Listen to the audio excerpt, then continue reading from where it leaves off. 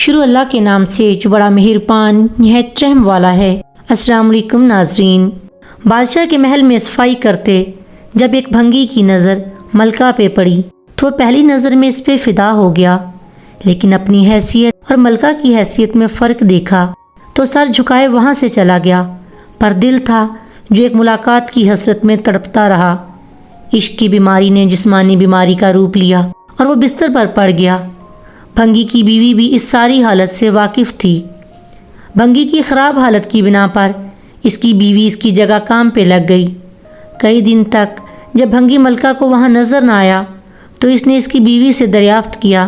بھنگی کی بیوی یہ سوچ کر گھبرا گئی کہ ملکہ کو اصل بات بتا دی تو نہ جانے کیا حال ہو ہمارا، لیکن ملکہ نے اس کی گھبراہٹ جانچ کر اسے اعتماد میں لیا اور حقیقت پوچھی۔ بھنگی کی بیوی نے وہ ساری صورتحال ملکہ کے گوش گزار کر دی۔ تب ملکہ نے اس سے کہا کہ اسے ملاقات کا یہی ایک راستہ ہے، تم اپنے شوہر سے جا کر کہہ دو کل وہ شہر سے باہر کسی راستے پہ بیٹھ جائے اور بس اللہ اللہ کرتا رہے، نہ تو کسی سے بات کرے اور نہ ہی کسی کا دیا کوئی تحفہ قبول کرے۔ ایسا کرنے سے جب اس کے چرچے بادشاہ تک پہنچیں گے تو ملاقات کے راستے بھی کھل جائیں گے۔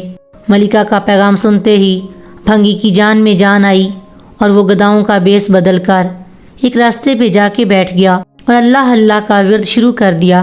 آنے جانے والے اس سے متاثر ہوتے اور نذرانے ساتھ لاتے، لیکن وہ نہ سر اٹھا کے کسی کو دیکھتا نہ ہی کسی چیز کو ہاتھ لگاتا۔ کرتے کرتے خبر بادشاہ تک پہنچی اور اس نے وزیر کو بھیجا کہ دریافت کرو کہ کون ہے وہ اور اس کی سچائی کس حد تک ہے۔ وزیر نے واپس جا کر بادشاہ سے اس کی بہت تعریف کی۔ بادشاہ فیض پانے کی غرض سے خود چل کر اس کے پاس گیا۔ جب ہر طرف اس کے چرچے ہونے لگے تو ملکہ نے بادشاہ سے اس نیک انسان کی زیارت کی خواہش ظاہر کی۔ بادشاہ نے اجازت دی۔ اسی اثناء میں جب بھنگی کو اس بات کا احساس ہوا کہ اب تک وہ دل سے نہیں صرف ایک دنیاوی مقصد کے تحت ہی اللہ پاک کے نام کی تسبیح کر رہا تھا، وہ جھوٹا ہے، لیکن پھر بھی اللہ کی رحمت اس پر اس قدر ہے کہ لوگ اس کے سامنے جھک رہے ہیں، کیا بادشاہ اور کیا عام آدمی، سبھی اسے عزت دے رہے ہیں۔ یہ کرامات تو صرف زبان سے وہ پاک نام لینے کی ہیں، اگر سچے دل سے اس نام کی تسبیح کی جائے تو اور کتنی رحمتوں کا نزول اس پہ ہوگا۔ جب ملکہ اس کے پاس پہنچی تو اس نے سر اٹھا کے اس کی طرف نہ دیکھا اور وہ روتی ہوئی واپس اپنے محل چلی گئی۔ بے شک اس پاک ذات کا ذکر اپنے آپ میں ایک رحمت ہے۔